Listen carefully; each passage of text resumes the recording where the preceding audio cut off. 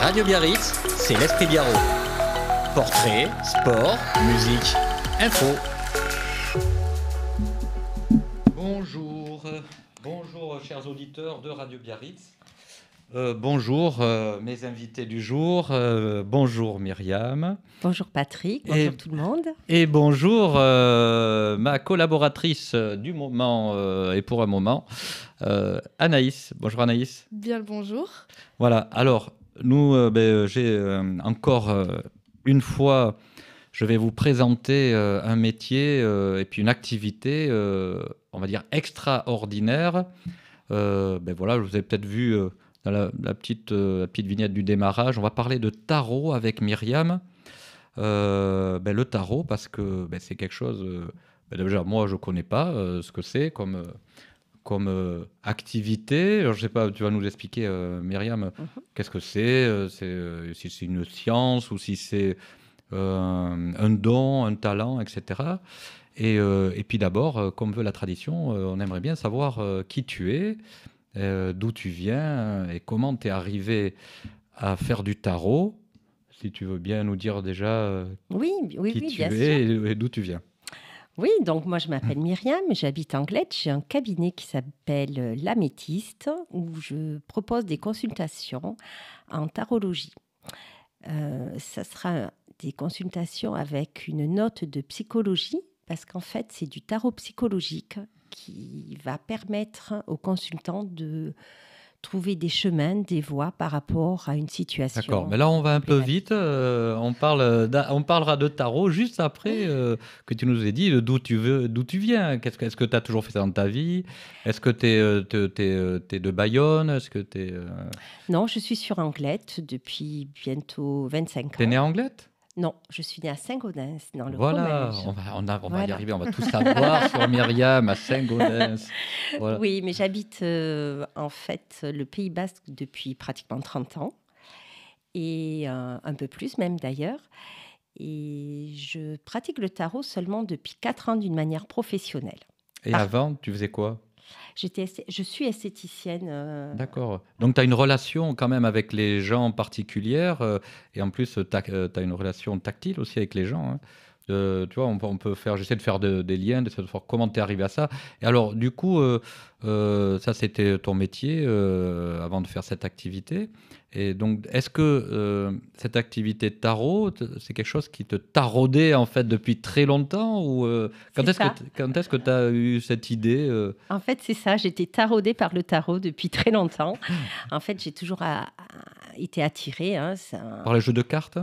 Non, pas par les jeux de cartes, mais souvent, parce qu'on me disait souvent que j'avais beaucoup d'intuition.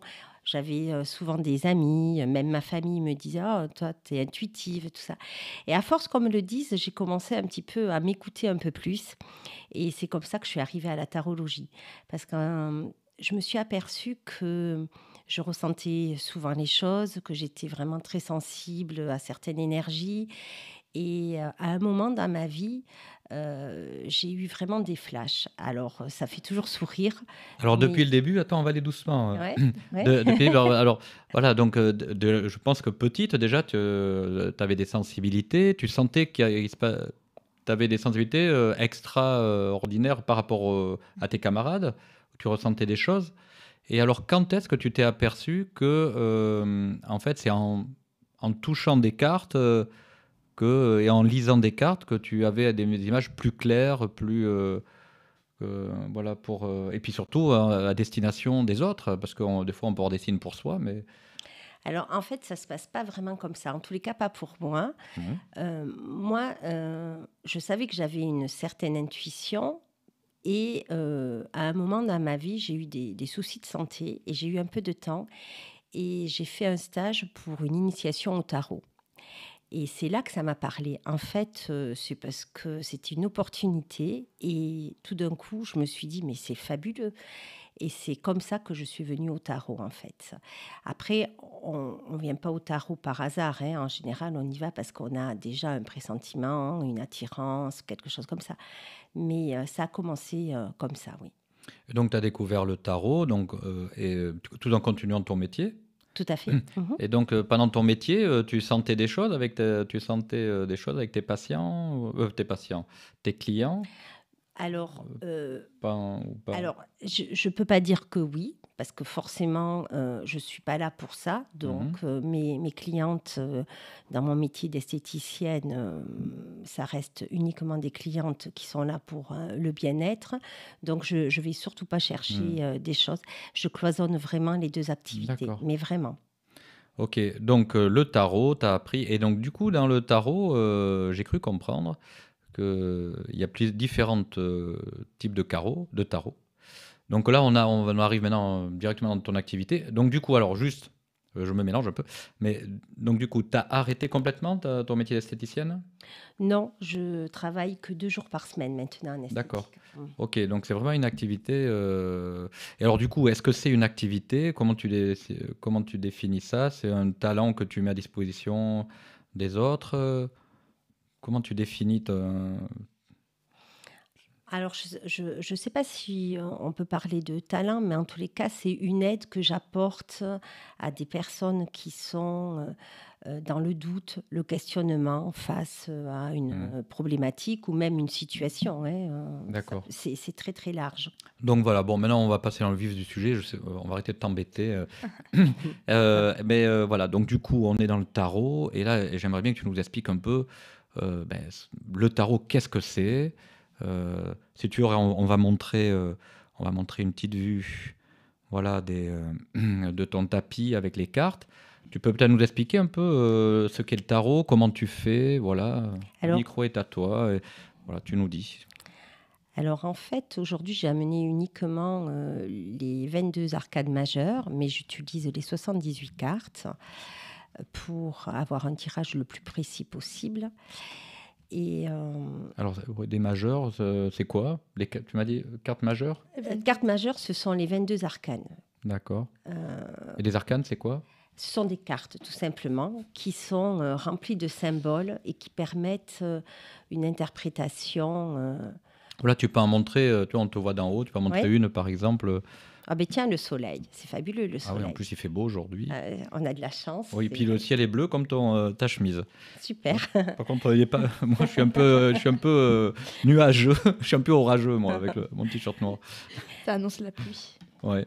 Alors voilà, le soleil, alors raconte, donc chaque carte a des symboles dessus? Chaque carte a des symboles. En fait, c'est un graphisme qui va donner une réflexion. Alors quand on les Là, tu connaît un as juste la petit. caméra dessus, donc comme ça, tu nous montres bien. Voilà, c'est parfait. Ouais, ouais. Par exemple, il n'y a pas de mauvaise carte et ça, c'est Non. important aussi à préciser.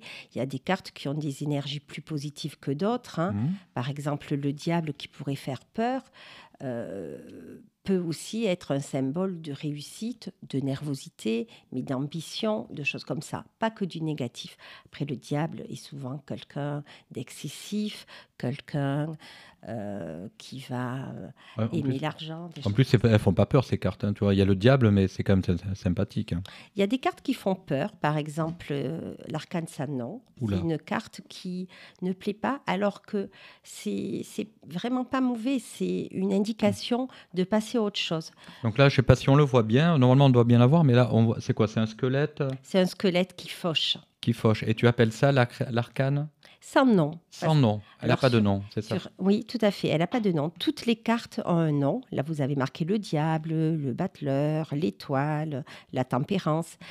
Là, c'est une carte sans nom qui, en fait, sur certains jeux, va s'appeler la mort. Mais c'est un peu réducteur.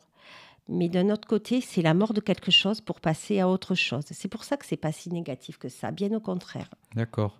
OK. Donc là, on a les cartes principales. Alors, je vois que tu as une boîte avec, donc, combien de cartes tu as dit? 70? 78. 78 cartes et donc chaque carte a un nom différent. Ah oui, oui, oui, oui. Et Ouais, du ouais, coup, elles ont toutes une signification différente. Voilà, alors après, c'est assez complexe, hein, selon, comment elles vont être disposées dans le jeu. À côté, j'allais dire, elles se complètent les unes avec les autres. Donc la même carte peut avoir plein de significations et elle va être interprétée avec, la carte qui suit en général, hein. Donc ça, c'est c'est vrai qu'on ne peut pas donner une seule étiquette à une carte. Hein. C'est pas possible parce que la même carte va avoir une énergie très différente selon le contexte. Alors, comment se passe une séance, en fait? Donc, du coup, tu étales les cartes devant les gens ou comment ça se passe? On vient te voir, en fait, on prend rendez-vous, on verra, on va mettre toutes tes coordonnées sous la vidéo, mais on prend rendez-vous et puis on vient te voir, comment ça se passe? Alors en fait, les consultations durent en moyenne 1 heure. La première partie de la consultation, je me connecte à la personne, hein, j'essaye de voir un petit peu tout, tout ce qui se passe au niveau professionnel, au niveau financier, au niveau social, au niveau amour, etc. Donc là, on commence à parler, on fait un tirage assez rapide, mais qui est souvent assez bluffant, hein, parce que c'est là qu'on arrive à faire connaissance. Alors, le tirage, c'est quoi? C'est que on choisit une carte au hasard? Alors non, c'est moi qui les choisis, c'est moi qui tire les cartes. En fait, que la séance se fasse en présentiel ou en distanciel, de toute façon, c'est moi qui tire les cartes. Au début, je faisais tirer les cartes, c'est vrai, mais je me suis aperçue que ça ne me convenait pas. Et du coup, maintenant, c'est moi qui tire les cartes. J'installe une dizaine de cartes et là, on commence à parler avec Donc, le il y a un lien consultant. très intime avec un objet, en fait. L'objet, c'est les cartes, hein. Oui, alors c'est un outil de C'est un outil. travail, hein. Mm. C'est un outil fabuleux d'ailleurs, hein. C'est vraiment euh, quelque chose d'assez hallucinant quand on commence à s'intéresser à la tarologie, tout ce que peut nous dire tout simplement Donc, toi, une chaque petite fois image. que tu rencontres, donc il y a vraiment un lien, là, tu es en train de nous expliquer. C'est pas parce que tu tires, vas me tirer un soleil que ça aura la même signification pour moi que pour quelqu'un d'autre, que pour Anaïs, par exemple. Ah oui, non, non seulement ça sera pas la même signification, mais même si je te tire un soleil aujourd'hui, ça voudra dire quelque chose qui sera pas forcément la même chose dans une semaine. C'est D'accord. hyper complexe selon le moment, la question, l'énergie. Il y a plein de choses qui doivent être prises en compte. Donc, c'est vraiment au moment, à l'instant T, le message qui ressort. Donc, le paramètre temps aussi est important. C'est-à-dire, si je comprends, tu veux dire c'est maintenant, il se passe ça, ou demain, ou hier. En fait, tu te balades comme ça dans le temps? Non, non, malheureusement, j'allais dire même les plus grands médiums, hein, moi j'ai aucune prétention à être médium, hein, mais il est très très difficile de dater. Et ça, Hmm. c'est vraiment compliqué.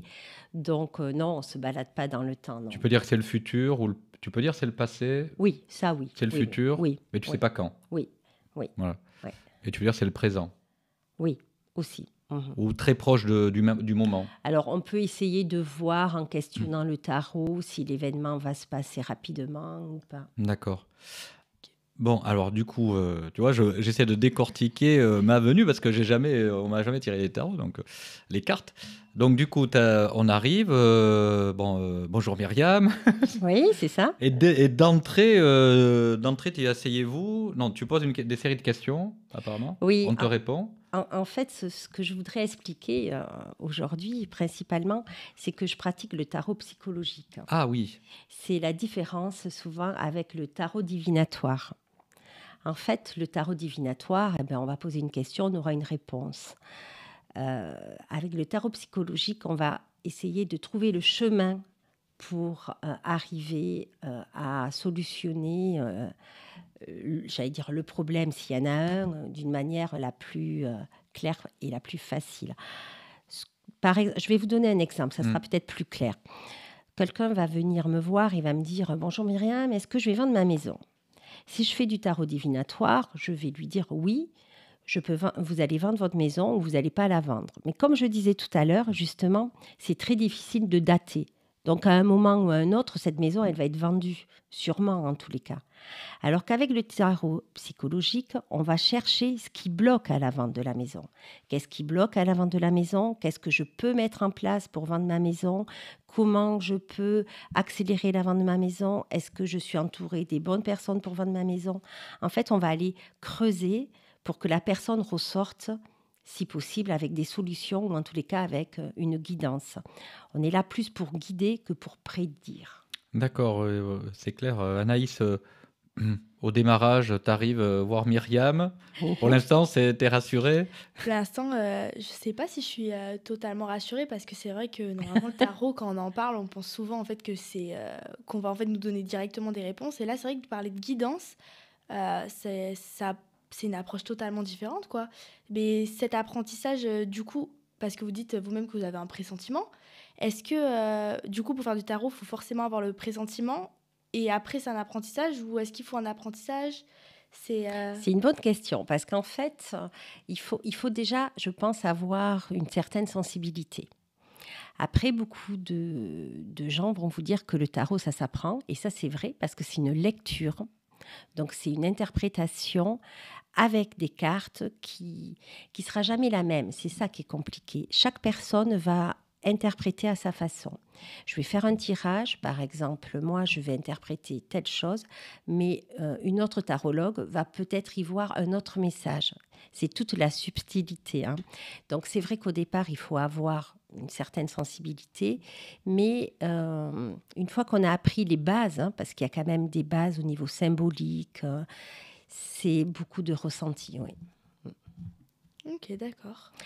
Et juste pour répondre à ce que tu disais en début de ta question, tu disais ça ne me rassure pas forcément. En fait, je pense que c'est plus judicieux de repartir avec des pistes qu'avec une réponse qui pourrait peut-être être aléatoire. Le but, c'est que les gens ressortent en se posant des questions, que les choses avancent, qu'il y ait des voies qui se dessinent. C'est amener une réflexion.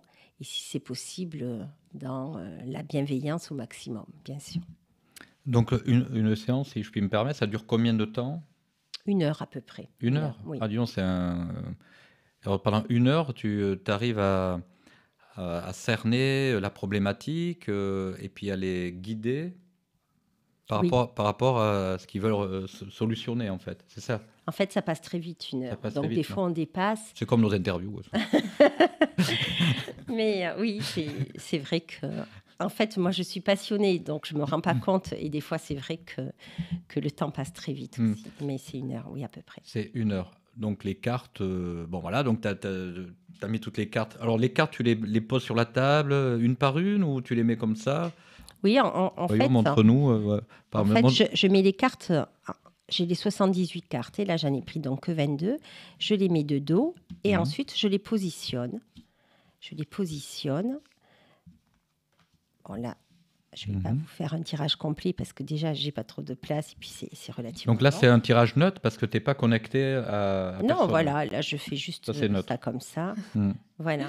Donc, je tire 3 cartes, par exemple, et là, je peux les interpréter. D'accord. Alors, en fait, c'est assez rigolo parce que j'ai vraiment pris au hasard et c'est un jeu comme ça. Donc, si vous voulez, je vous interprète rapidement les 3 cartes que j'ai tirées. Si c'est un tirage qui me concerne, hein, on va dire que c'était pour moi puisque je n'avais pas de consultant ou personne ne m'a posé de questions, mais c'est assez rigolo parce que le pendu indique un lâcher-prise. La deuxième carte avec la force, c'est pas facile, mais on y arrive. Et la troisième, le diable, est un signe souvent de nervosité. Donc, c'est mon état d'esprit aujourd'hui. C'est totalement ça. Donc, il faut que je lâche prise.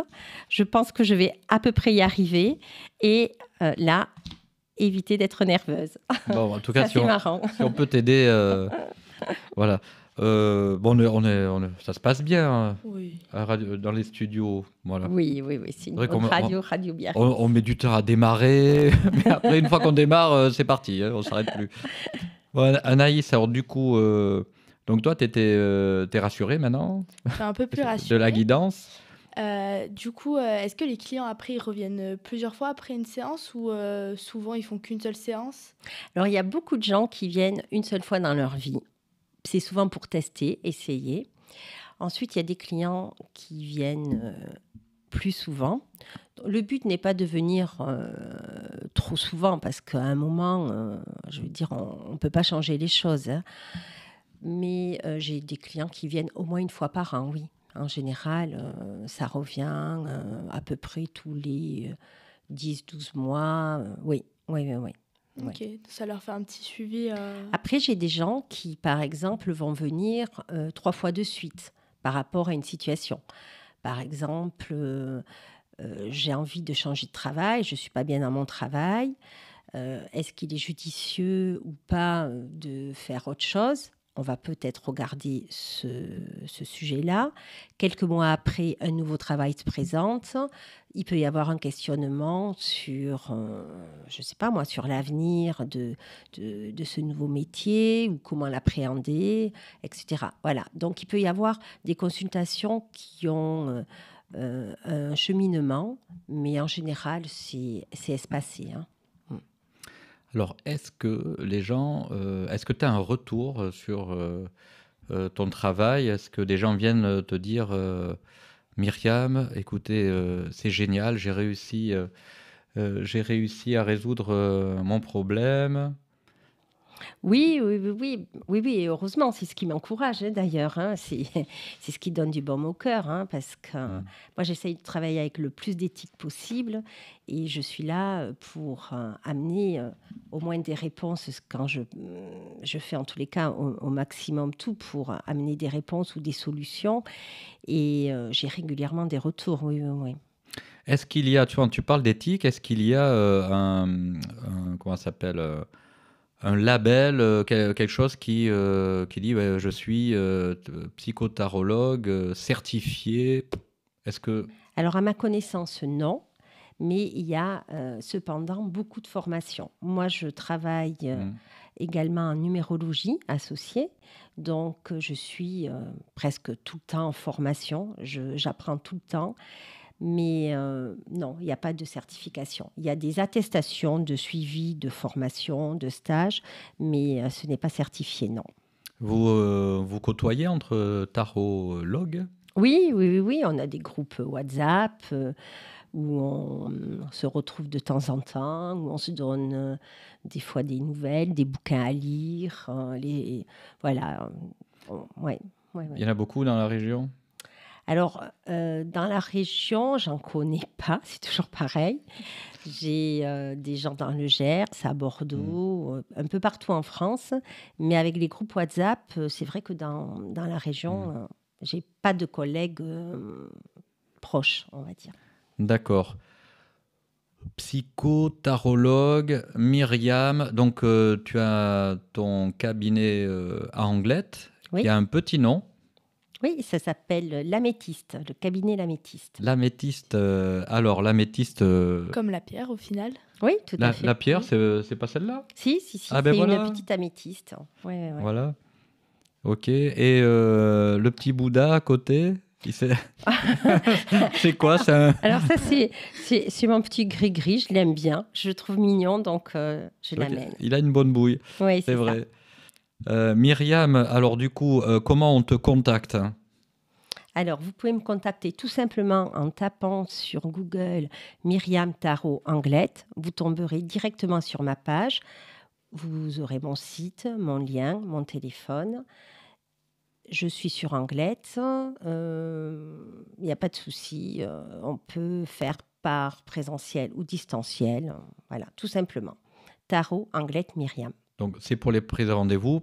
Pas de prise de rendez-vous sur ton site internet? Non, je gère les rendez-vous par téléphone ou par SMS. Anaïs? C'est parfait, je pense que tout a été répondu. Hein. Oui. Moi, ça me donne presque envie d'y aller, de prendre rendez-vous. Hein. Avec vrai, grand plaisir. pour te faire guider, parce que l'avenir est devant. Exactement. Bah, le nôtre aussi, hein, Myriam. Oui, je l'espère. Myriam, je te remercie beaucoup d'être venue nous présenter un peu ce métier. On peut dire un métier quand même. Oui, ben oui, un métier, oui, c'est parce un métier qui est passion, mais un métier, Voilà. oui. D'accord, un métier, puis un métier en plus qui ne peut que nous rendre plus beaux. Donc c'est quand même une continuité dans ta vie, en fait, de rendre les gens beaux. Voilà, si vous avez vu le début de la vidéo, vous allez comprendre.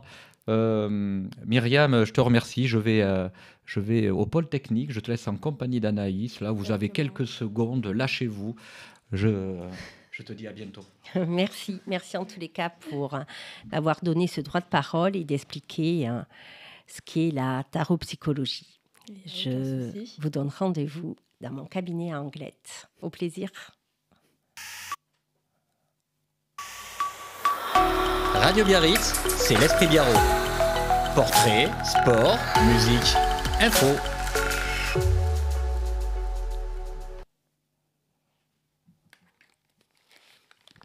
Je sais pas si c'était bien.